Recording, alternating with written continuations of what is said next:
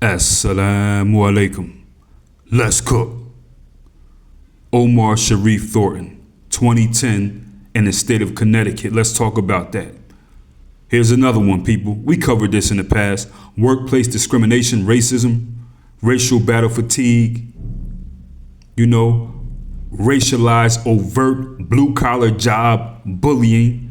We all know about that. Omar Sharif Thornton, 34-year-old black man, always had a good reputation, was known to his family, friends, and co-workers as a laid-back man, was not violent, he was a mama's boy, didn't drink or smoke, was never arrested, always had a legal job. Everybody who they spoke to about him, regardless of their race, said, oh nah, he was a laid-back guy that just did his job. Like, I'm shocked.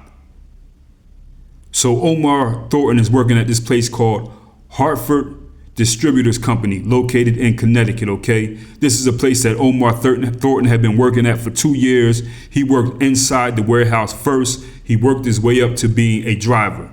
He was the only black driver there, so you know what kind of place this is. You got to go inside and work your way up. They're going to go ahead and grab the best. Well, we think we like him. Let's give him an opportunity, although he's black, because he works so good. But that's a check mark right there. He's the only black driver. Okay, but Omar Thornton was very vocal to his family and to his friends about how racist this company was. And he was the one that was picked to move into the truck. Now, this is something that he spoke about and griped about. He was tired of it.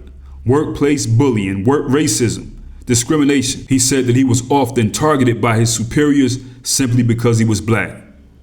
He's the only black driver there. The chilling 911 calls in the workplace shooting that left 9 people dead amid new questions about whether the shooting was racially motivated.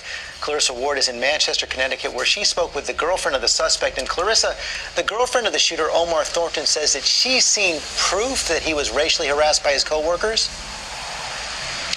That's right, George. Christy Hanna says she saw cell phone photographs showing racial slurs on the bathroom wall of the factory behind me, where Omar Thornton went on his shooting rampage. It was 7:25 when the first 911 call came in. Thornton's boss shot in the head. Sir, stay on the line with me. My partner's all over the place. Okay. How many people got shot? I don't know. Okay, you don't know. And you're shot where? In my head. You're shot in the head? Yeah. And what's your name? My name is Steve Hollander. Okay. Who's the person shooting people again? His name is Omar Thornton. Employees desperately ran for cover. I'm in the back paper storage. Okay, stay back there. We will come to you, all right? Help me, please. Help me. Are you hiding? Yes, I need you to stay down where you are. Hold on 1 second.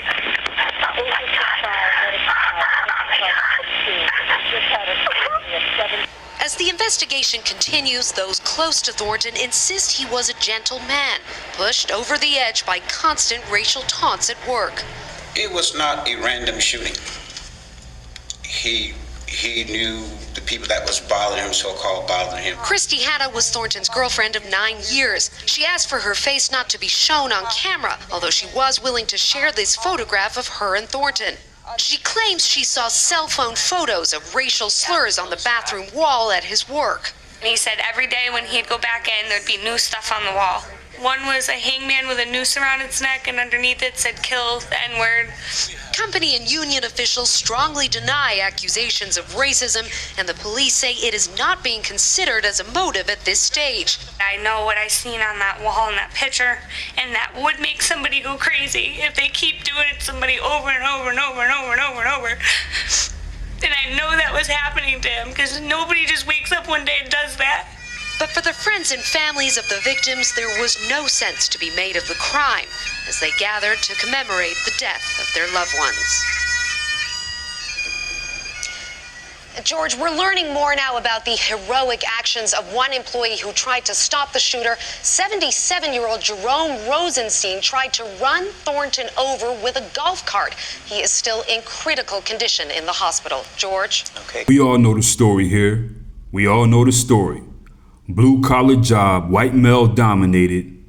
These are usually the so-called conservative or overt type of racists as well. Those kind of racist guys, usually kind of like the guys in law enforcement. You want to go around hanging a noose. You want to be racist bullies. The supervisors know about it. They actually participate in it. You take a symbol of racial terrorism towards black people in America, our history. Our relatives were actually hung in them nooses. Our neighbors, our great-great-great-grandparents, neighbors, and them and people like that in the community, their co-workers. This is real. And you want to put this noose up and play around as if it's a joke to intimidate this one black man. You know, you want to bully him just because he's black. These guys been doing this type of stuff their entire life. They usually always get away with it 99.99, 100% of the time. But sometimes you run into somebody like Omar Sharif Thornton, who gets tired of it. Tired of it. Not running his mouth, not loud, you know, none of that. He said, F it. It ain't work out for you this time. You had season tickets to the Boston Bruins game. You thought you was gonna go see the Boston Celtics and all that. You know what I mean? You wasn't thinking about what you was doing to another man and how he felt about you being racial bullies and hanging a noose. And you don't care about your family. They have your families on TV looking sad. You didn't care about them because if you did, you would have thought about that before you did what you did. You would have thought like, okay, well, maybe doing this type of stuff, something could happen to me. Nah, but you got away with it for so long. You thought nothing could ever happen. But he was one of them ones, Omar Sharif Thornton. He one of them ones. He said enough. Do we condone it? Not at all. You know, we would rather Omar Thornton just quit. If one of us had talked to him, we'd say, hey, listen, man, just quit, yo. Just quit the job. You know, we would rather him just quit. That's it. But it always ain't going to be like that. He did what he wanted to do. He did what he wanted to do. So they spoke to somebody from the Teamsters Union, right, named John Hollis, and he said that Omar Thornton had been caught on video camera in the warehouse taking beer for himself. So they say that he stole beer, so that's why they called him in to fire him. Omar Thornton knew exactly what he was doing when he took the beer. He knew y'all seen him. He knew you would call him in to fire him, all that. He not stupid. You walked right into the trap. He wanted to get up in that office, okay? He knew all that. They try to use that part of the story to make it sound like he was some disgruntled, horrible employee who was just doing horrible things. Nah, he was the only black driver there for a reason. You called him into the office. He knew you was going to do that, you know? But what you didn't know is that you was about to get your racist Neander beak blown off with a Ruger SR9 15-shot automatic, red bag filled with ammo. That's why you treat every human being with respect, you know, until they show you that they're not worthy of it. You got to stop this. You white people, you got to do better. Race bullying and all that bullying, period. Because I see white people bully their own people to the point where I've seen other guys, you know, that's a whole nother story, man. You know, Omar Thornton spared anybody who didn't give him any problems. He would walk right past him that day if he didn't have an issue with him. And they know that. And then the police say, oh, we don't have proof that this is racially motivated. When do you? What would be proof that this was racially motivated? When do you? Come on.